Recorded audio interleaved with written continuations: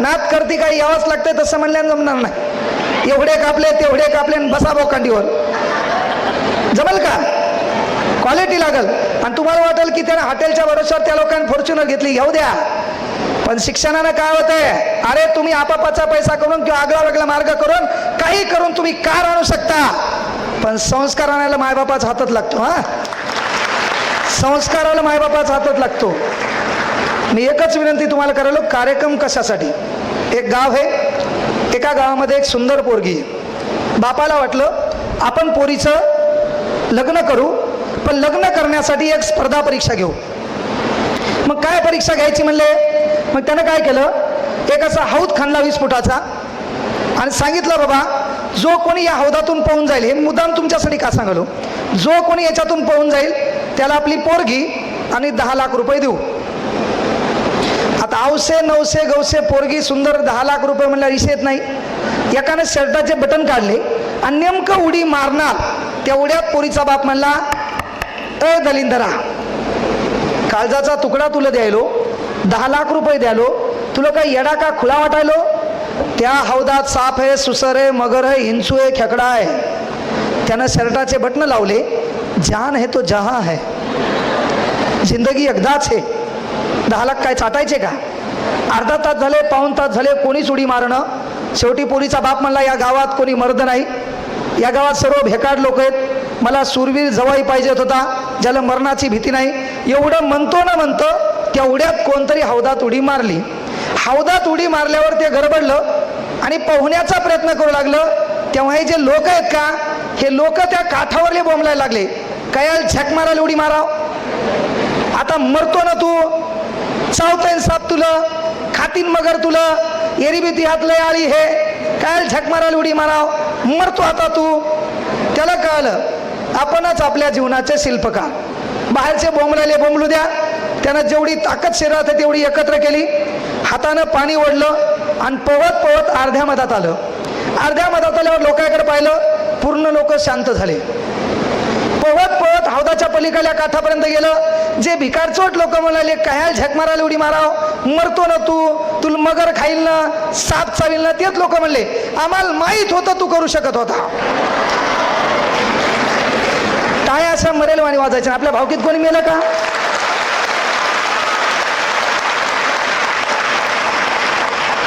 आम्हाला माहीत होतं म्हणले तूच करू शकतो, चॅलेंज नाही तुला, कमवान कमवान कमवान, हे झप झप पाणी हाणाले, कमवान कमवान. तेच लोक त्याला सुरुवातीला काय म्हणू लागले, तेच लोक शिवा देऊ लागले का नाही? असं करता करता ते हौदाच्या काठावर पळून बाहेर निघलं. लोक धना धना त्याच्यासाठी टाळ्या वाजवू लागले. सुरुवातीला तेच लोक शिवा देऊ लागले, तेच लोक. तसं प्रत्येक क्षेत्रात काय बेजार व्हायला, आपलं काम आहे का ते? आणि तू सक्सेस झाला, भाऊ फोटो पाठव ना, स्टेटस ठेवायचे. काय म्हणते ते? फोटो पाठव ना, स्टेटस ठेवायचे. कारण दुनियाची रीत है पोरो, कामयाबी में दुनिया आपके साथ होती है, जब तुम नाकामयाब होते हो तो पूरी दुनिया आपके खिलाफ होती है. ते पलीकडल्या काठावर गेलं आणि पलीकडल्या काठावर गेल्यावर लोक टाळ्या वाजवू लागले. पोरीच्या बापानं सांगितलं, भाऊ मानावं लागेल तुला, तुझ्यासारखा धाडसी शूरवीर ज्याला मरणाची भीती नाही असा पोरगाच मी पाहिला नाही. मी धन्य झालो तुझ्यासारखा जवाई मला भेटायला, म्हणून विनंती करतो जवाई बापू तुम्ही विचार मंचावर या. ते पाये फाकत फाकत येऊ लागलं. बाकीचे लोक दना दना टाळ्या वाजू लागले. ते विचार मंचावर आलं. विचार मंचावर येत असताना पोरीच्या बापाकडे रागान पाहू लागलं. पोरीच्या बापाला वाटलं याचे आठाणे बिठाणे हरवले असतील. पुन्हा पोरीच्या बापाला मन आठवली. येडे लोक इतिहास घडवतात आणि शहाणे वाचतात. त्या वाटलं काय सांगता याचा स्क्रू ब्री ढिला असेल तर. इतिहास घडवायला ही शहाणपणच लागते, ऐऱ्या गैऱ्याच्या बात नसते इतिहास घडवणं. लय मोठे राजे होते, माझं वैयक्तिक साम्राज्य असलं पाहिजे, लोकांच्या हितासाठी असलं पाहिजे, शेतकऱ्याच्या काडीच्या देठाला हात नाही लागला पाहिजे, इथं पोरीला सन्मान मिळाला पाहिजे, माईला आगळी वेगळी वागणूक मिळताना तिला तिचा दर्जा आणि आदर मिळाला पाहिजे. ती शिकवण देण्यासाठी माझं साम्राज्य आगळं वेगळं असावं. म्हणून तुमच्यासाठी आमच्यासाठी अख्खी हयात खर्च करणारे छत्रपती शिवाजी महाराज कानाकोपऱ्यात रस्त्या रस्त्यात आपल्याला स्वाभिमानाने दिसतात. हे सहज होत नाहीये. कुठला तरी प्रतिकार, कुठली तरी एक गोष्ट आपल्याला डायव्हर्ट करणारी पाहिजे. जुन्या काळात अरे जगत होते लोक. कोणाच्या पाठीला धारू होता, कोणाच्या गळ्यात मडकं होतं. 700 शतकापासून हालापेष्टा चालू होत्या. अनेक मोठमोठे लोक होऊन गेले. कोणाला सुचलं का? पण एका माणसाला सुचलं हे मला बदलायचंय. एका माणसाला सुचलं हे मला बदलायचंय. तो माणूस आज बाप आहे. तो माणूस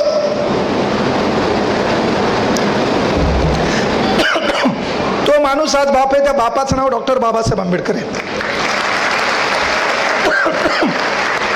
हे का सांगितलं मी तुम्हाला? आज पोरी आहेत. आज तुम्ही कुठल्याही देवाच्या धार्मिक विधी पूजा आराधनेला जा, कुठेही जा, पण रस्त्यानं जात असताना चौकात कुठतरी हात वरती करून हातात संविधान घेऊन आपला बाप उभा आहे, तो तुम्हाला म्हणत आहे भिवू नको, मी तुझ्या पाठीशी आहे. त्या बापाचं नाव डॉक्टर बाबासाहेब आंबेडकर आहे. गरजेचं आहे ते, पर्याय नाही. तुमची पूर्ण व्यवस्था त्यानं बदलली. मग त्याला सांगितलं बाबा की जवाई बापू मी धन्य झालो, तुमच्या एवढा सुरीर माणूस मी पाहिला नाही. मग विनंती आहे सांगा म्हणले, तुम्हाला 10 लाख देऊ का पोरीचा हात देऊ? ते पळत पोरीच्या बापापाशी आलं. पोरीच्या बापाचा हातातला माईक हिसकून घेतला आणि पोरीच्या बापाकडे पाहून रागानं म्हणलं, ते 10 लाख आणि पोरीचा हात चुलीत घाल, मला हौदात येताना धक्का कोण द्याला त्याचं नाव सांग. हे का सांगायला माहिती आहे का? बाळांनो, येणारी जगातली कुठलीही स्पर्धा पार करण्याची ताकद तुमच्यात आहे. येणारी कुठलीही गोष्ट पार करण्याची ताकद तुमच्यात आहे. 10वी 12वीला चांगले मार्क घेण्याची ताकद पण तुमच्यात आहे. तुम्हाला गरज होती धक्क्याची, ते धक्का देण्याचं काम IT वाला टीम करायला, इथं बसलेला विचार मंच करायला आहे. त्यांच्यासाठी एकदा जोरदार टाळ्या होत्या. आणि राहिली गोष्ट एक आवर्जून सांगतो, कोणाच्याच भाषणानं आतापर्यंत राज्यात देशात फरक पडला नाही. त्याच्यात मी काय अपवाद ठरणार नाही. मायबापांना शिकवा. इथं शिकवत असताना स्पर्धा परीक्षेत यायचंय, परिस्थिती बेजार करायली आहे ना, हालापेस्ट आहेत, कुठंतरी सालान आहेत है ना, काम करून शिकावं लागले. आणि अशा वेळेत कुठंतरी शिक्षणामध्ये आर्थिक अडचण येत असेल तर तुमचा लेख म्हणून परभणीला स्वामी विवेकानंद करिअर अकॅडमी आहे. जिला मायबाप नाहीत, ज्याला मायबाप नाहीत, त्याला तर त्याचं खाणं पिणं राहणं कपड्यासहित मीच करत असतो. पण जिथं परिस्थिती आडवी येत असेल तर त्याही लेकराचा एक भाऊ म्हणून त्याच्या शिक्षणामध्ये सदैव उभा राहील, ते बी मोफत. हा शब्द इथून द्यायलो. त्यानंतर मी आवर्जून सांगत असतो, कुठल्याच भाषणानं पोरं बदल होत नाही. जगातले सर्वाधिक जास्त देव कुठे आहेत? भारतात. बरं, तुमच्यापैकी पोरी अशा किती जण आहेत तिथं मैत्रिणी होत्या पण एकमेकीला बोलत नाहीत? माहिती सांगा. मैत्रिणी आहेत पण एकमेकीला बोलत नाहीत. आज फ्रेंडशिप डे आहे ना. मैत्रिणी आहेत पण एकमेकीला, तुम्हाला मायच्या विचारलं मी, मायच्या माया नाही तुमच्या, अशा किती मैत्रिणी आहेत पण बोलत नाहीत? एक बी नाही. एखादी असं मैत्रीण आहेत पण आता बोलत नाहीत, काहीतरी बिनसलं एकमेकीला, राग आला बोलत नाहीत. कोणी राय उभी राहा, विनंती आहे. असं नाही एखादी मैत्रीण आहे एकमेकीला बोलत नाही, सर्वच बोलतात का? पोरापैकी रे नाही, तुमचं काय नाही, तुमचं 2-2 मिनिटाला मिटते. पोरीपैकी कोण आहे? एकही नाही. ताटे सर याच्याकडे लक्ष द्या. आणि जर मायबापा हाणत नसेल तर तुम्ही बुधवार ठरवा. ट्युशनच्या टायमाला आल्या 2 रट्टे मग वर्गात. पोरीओ, मी एक काय म्हणायला तुम्हाला, आज फ्रेंडशिप डे, तुम्ही जरी बोलत नसाल तर मला एक विनंती तुम्हाला केली की जर कोणी असतील की बाबा काहीतरी शाळेमध्ये क्लासमध्ये ट्युशनमध्ये तुमचं बिनसलंय आणि तुम्ही एकमेकीला बोलत नाहीत, अशा कोणी आहेत का? उभी राह, काही ताण घेऊ नको, उभी राह. अरे तो भाऊ आहे, मी ताण घेऊ नको, उभी राह, उभी राह. हां, तुझी मैत्रीण कोण आहे? नाव सांग. माईक दे तिच्याकडे. नाव बसून सांग, नाव सांग. बरं, ती इथे आहे का? इथे आहे का ती? इथे आहे का? काय नाव आहे?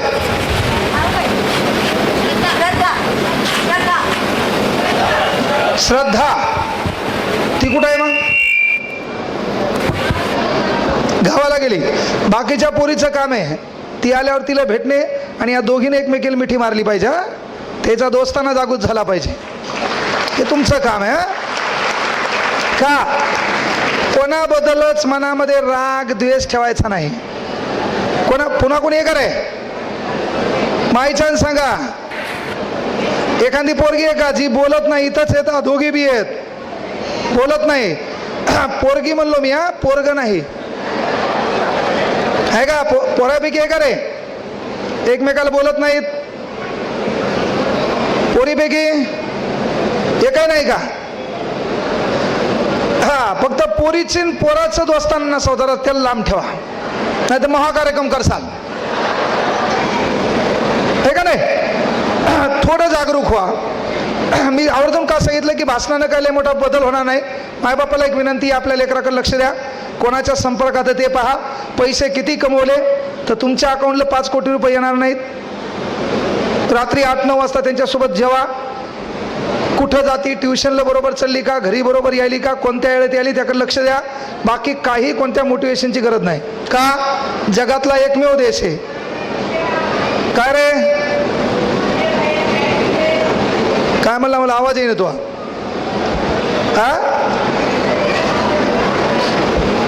हा जगातला एकमेव देश आहे. जगातले सर्वाधिक जास्त देव कुठे आहेत? अमेरिकेत कुठला देव नाही. जगात सर्वाधिक जास्त देव कुठे आहेत? जोरात सांगा मला. जगात सर्वाधिक जास्त नेते कुठे आहेत? जगात सर्वाधिक जास्त धर्म कुठे आहेत? जाती कुठे आहेत? पंथ कुठे आहेत? समाज सुधारक कुठे आहेत? विचारवंत कुठे आहेत? क्रांतिकारक कुठे आहेत?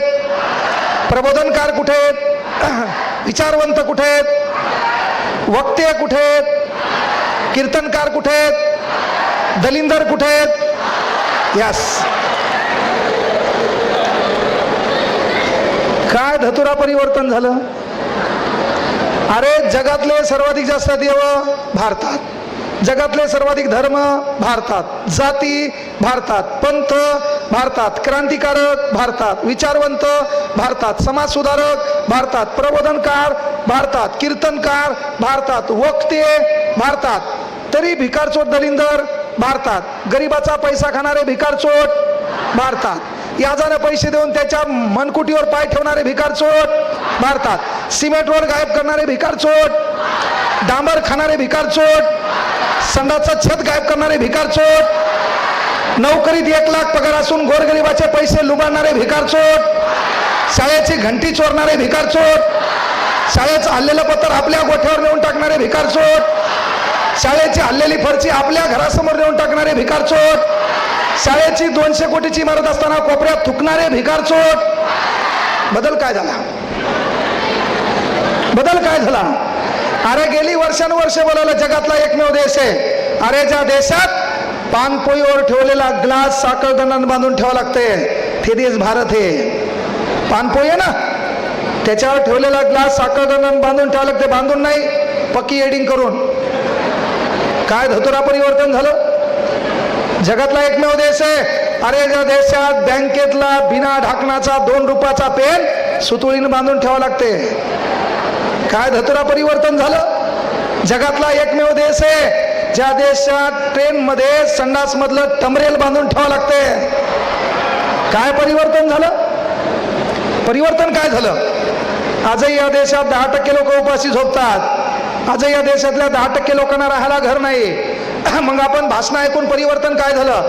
अरे मानवतेची खरी व्याख्या काय. माझ्या ताटात भाकर आहे, माझ्या धुडीत भाकर आहे. एक व्यवस्था आहे जिच्या ताटात आणि धुडीत भाकर नाही. माझ्या धुडीतली भाकर वाळण्या अगोदर त्या ताटात पडत असेल तर छत्रपती शिवाजी महाराजांच्या विचारांना सलाम आहे, बाबासाहेब आंबेडकरांच्या कर्तृत्वाला सलाम आहे. ते करतो का हा प्रश्न स्वतःला विचारा. त्याला कुठल्या मंदिराला देवा धर्माला जायची गरज नाही. घरीच मायबाप आहेत, त्यांच्या पाया पडायचं. उद्यापासून एक संकल्प करा. तो संकल्प काय, घरातून कुठेही पडा, पण बाहेर पडताना माईच्या घरी माय जर असेल तर माईच्या उपस्थितीत पाया पडा. बाप असेल तर बापाच्या पाया पडा. का बाकी कोणाच्या पाया पडा नका पडू. कारण आपण एवढं व्हायरल झालो, एवढं सर्व केलं, हे पाहायला जर मायबाप असते तर मायाबापांना छाती ठोकपणे अख्खं गाव विकत घेतलं असतं. अभिमानानं मायबाप फिरला असता. हे नंतर मी कोणाला दाखवलं, मी आल्यावर लोक आरडायले, टाळ्या वाजवलेत, हे साम्राज्य पाहायला बाप असणं गरजेचं असते, हे पाहायला माय असणं गरजेचं असतं. म्हणून तुम्हाला सांगलो एक काम तुम्हाला करायचे. ते काम कोणतं की माय बाप जोपर्यंत तोपर्यंत एक दिवस आपण आणायचा की बाबा मी तिथं बसलो पाहिजे, माझं नाव घेतलं पाहिजे, पण मी आयोजकाला सांगितलं पाहिजे माया पहिले माया बापाला बोलो, एक खुर्ची रिकामी असली पाहिजे, आपला बाप तिथं बसला पाहिजे, आपली नजर आपल्या बापाकडे गेली पाहिजे, आपल्या बापानं आपल्याकडे पाहिलं पाहिजे, बाकीच्या लोकांनी तोपर्यंत टाळ्या वाजवल्या पाहिजे. ते सुख बापाच्या नशिबात देण्याची ताकद आपल्यात आहे. आपल्या बापाला कुठं बसवायचंय ते आपल्या हातात आहे ना. आपल्या बापाला कोणत्या गाडीत फिरवायचं ती ताकद आपल्या हातात. मग आता काय करावं लागेल, थोडं सिरियस व्हावं लागेल. थोडं हे तुमचं वय आहे, कोणीतरी येईल आणि भाषण देईल, काही धतुरा फरक पडत नाही. त्यानं बदल होत नसतो. कोणाच्या स्टोरीनं माणसाची स्टोरी क्रिएट होत नाही, कोणाच्या रीलनं माणूस कधी रिअल होत नाही. म्हणून विनंती एकच आहे की आपल्या मायबापाच्या नशिबात स्टे झालं पाहिजे. आपल्या अंगावर पडलेला गुलाल आपल्या बापानं असला पाहिला पाहिजे. आपल्यावर जिवंतपणे गुलाल पडावा कधी, काहीतरी प्रगती केली म्हणून. नाही तर वाहनं वाकडे तिकडे चालून शाहरुख खान होऊन पलटी पडला मेला तर जिवंतपणे बापाला खांदा देण्याची वेळ त्यावर येणार नाही याची काळजी तो घेतली पाहिजे. आपल्या बापाचा तो सन्मान केला पाहिजे. भारतातलं परिवर्तन येणं होणार नाही. अमेरिकेचे जपानचे लोक प्रवासाला निघले तर सुई धागा सोबत ठेवतात का, तर एखादं सीट फाटल्याला दिसलं तर शिवून टाकता येईल.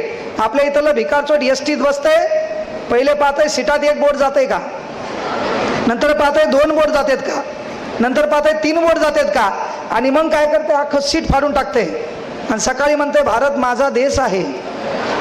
बाकीची प्रतिज्ञा गायब. ह्यातच माझे सौख्य समवले आहे. परिवर्तन करा. मायबापाचा लढा आहे तो लढा. रात्री 3 वाजता परभणीत आलेलो आहे. त्याच्यानंतर सकाळी यूट्यूबसाठी 2 क्लास घेतलेत. तब्येत 5-6 दिवस झाले बरोबर नाही, पण दिलेला शब्द होता, येणं गरजेचं होतं. आणि त्यानंतर इथून पुढं पुन्हा अण्णाभाऊ साठे, लोकशाहीर अण्णाभाऊ साठे यांची जयंती आहे. जालन्याला कार्यक्रम आहे. संध्याकाळी पुन्हा 9 वाजता यूट्यूबला क्लास आहे. पुन्हा परवा सकाळी 6ला आपला ऑफलाईनचा क्लास आहे. जीवन सहज माणसाचं मोठं होत नाही. एक दिवस सुखाची झोपण्यासाठी कित्येक रात्र जागाव्या लागतात. त्याच्याशिवाय माणसाच्या नशिबात प्रगती नाही. आज लोकांना लय काही दिसल, पण त्या मागचा इतिहासही पाहणं गरजेचं असतो. म्हणून विनंती एकच आहे, बरो काही करा, मेहनत करा, क्योंकि जिंदगी में जो भी करना है सही वक्त पे हासिल करो, क्योंकि जिंदगी मौके कम और धोखे ज़्यादा देती है मेरे दोस्त. मी DRCTला लागलो नाही, पण मी फॉरेस्टमध्ये नोकरी केली. 4-5 वर्ष नोकरी करताना एक स्वप्न होतं शिक्षक व्हायचं. मी जिल्हा परिषदेच्या DRCTसाठी प्रयत्न केला. 6 मार्कानं निकाल गेला. आज तुम्ही भाग्यवान आहेत की IT क्षेत्रामध्ये तुम्हाला काम करायला भेटायले आहे ना. 10वी-12वीच्या बेसवर तुम्हाला 30,000 रुपये किंवा 40,000 रुपये, 50,000 रुपये, लाख रुपयापर्यंत कमवण्याची संधी मिळाली आहे. मी 2 वर्ष ज्या क्लासला 1800 रुपये महिन्यानं कामाला होतो, ज्या क्लासच्या चटाया मी साफ करायचो, फळा साफ करायचो, ज्या ठिकाणी शिक्षकांना मी पाणी आणून द्यायचो, त्याच क्लासचा सध्या मी मालक आहे. त्याच क्लासचा मी संचालक आहे. त्याच क्लासचं नाव महाराष्ट्राच्या कानाकोपऱ्यात नेण्याचं काम केलं. याचा अर्थ एकच होतो, काम ऐसा करो कि नाम हो जाए. काम ऐसा करो कि नाम हो जाए, नहीं तो नाम ऐसा करो कि नाम सुनते ही काम हो जाए. एक तर नाव करा ज्यानं काम होईल, नाही तर काम करा कामानं नाव होईल. म्हणून एकदा जोरदार टाळ्या होत्या आपल्या मायबापासाठी.